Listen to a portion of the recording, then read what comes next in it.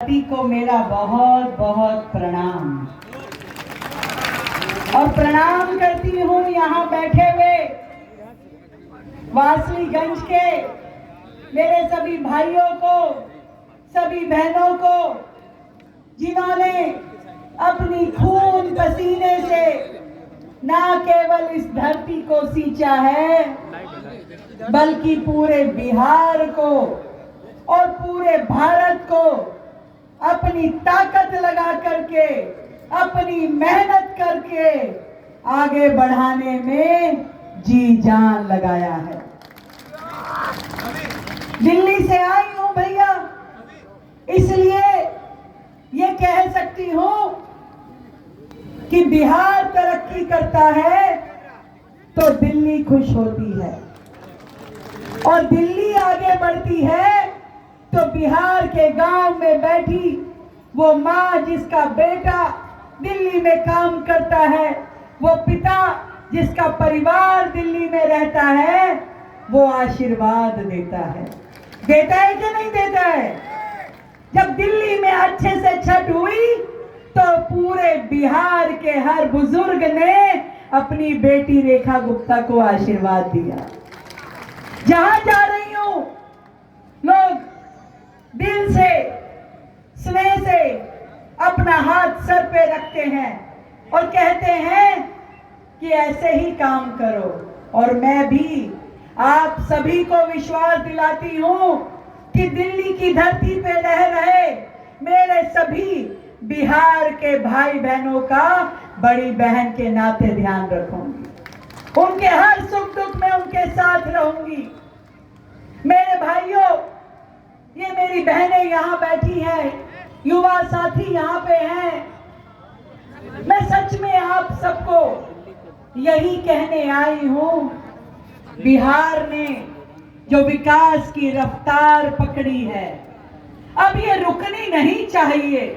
पूरे बिहार में मोदी जी का नेतृत्व हो, नीतीश कुमार जी की सरकार हो, हमारे पासवान भैया का सहयोग हो, सब लोग मिलकर के जिस तरीके से इस 10-15 साल से लग करके बिहार को आगे लेके जाने के लिए काम कर रहे हैं, ये प्रगति ऐसे ही बढ़ती रहनी चाहिए। मैं आपसे पूछना चाहती हूँ, क्या पहले कभी इस तरह का विकास देखा था?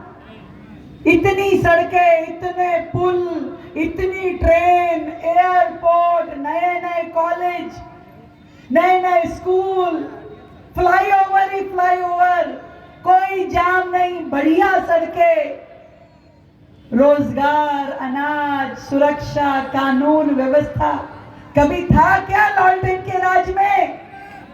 और फिर एक बात और समझ लो, लालटेन का जमाना चला गया। अब लालटेन का जमाना नहीं है, केरोसिन पे खत्म हो गया लालटेन में।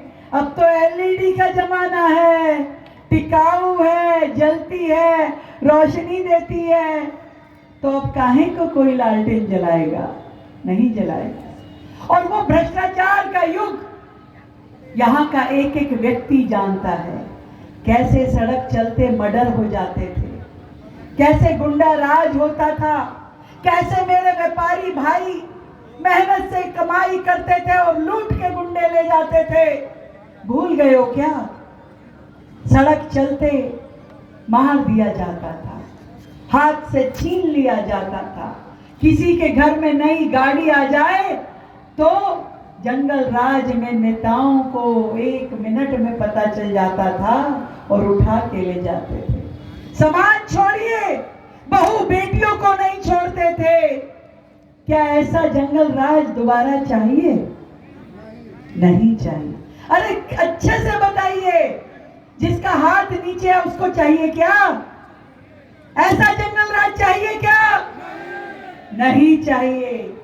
बिहार को प्रगति चाहिए, बिहार को बढ़ोतरी चाहिए, रोजगार चाहिए, उद्योग चाहिए।